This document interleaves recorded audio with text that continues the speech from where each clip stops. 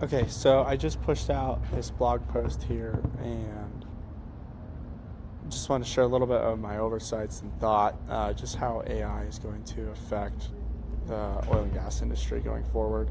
I want to break it into a few parts. So the first part I want to talk about exploration and production, and then drilling, safety monitoring, demand forecasting, pricing, back office ops, and then a little bit about what I do. So I think I was doing a little bit of research on like what's being used in the AI, and I found an interesting use case with where BP was using Palantir. Palantir, let me pull up their website. Actually, this is actually, I think this is where the post came from, but they were working with BP, and I think a lot of what they were doing was they were synthesizing all of their data and just like creating like a secondary.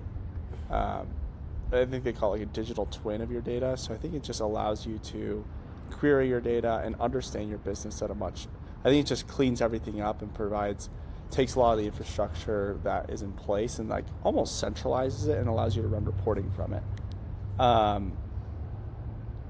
I've actually, as I've talked to several operators, that's kind of one thing I've come across quite frequently is the need to centralize data, how they have their production data and their revenue data, they have their pricing data and all these different things, and it's all so bifurcated that it's hard to like centralize it and have it in one place that gives them everything how they need it.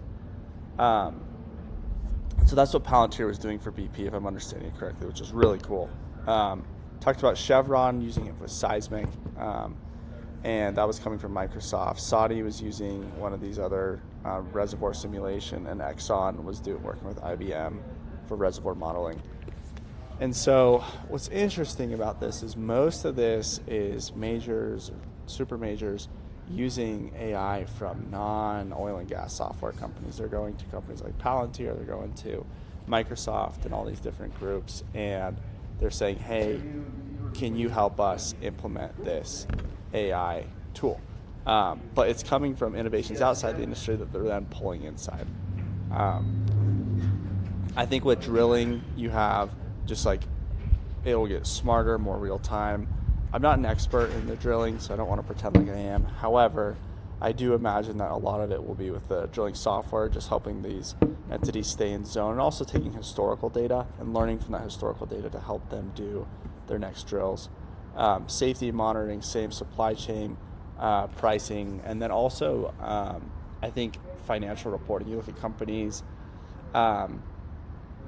when you're dealing with a company's finances, you want to be able to forecast expenses, forecast planning and payments. That's what we're working towards at Joltly, is where we do invoice automation, and we'll take the invoice automation and then we'll use that to help provide vendor reports on expenses, be able to see who you're paying, how you're paying them, and when you're paying them. I think a lot of this AP side, you just see like huge boost in profitability there, and then you also just see, I think we'll see more innovation on the accounting side going forward as well, just like with the back office management.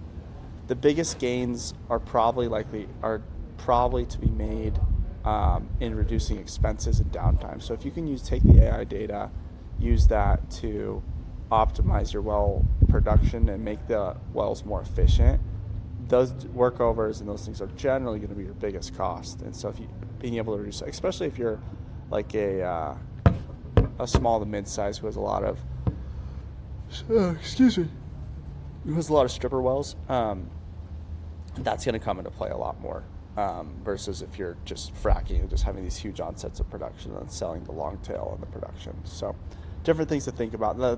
These are kind of some of my initial thoughts on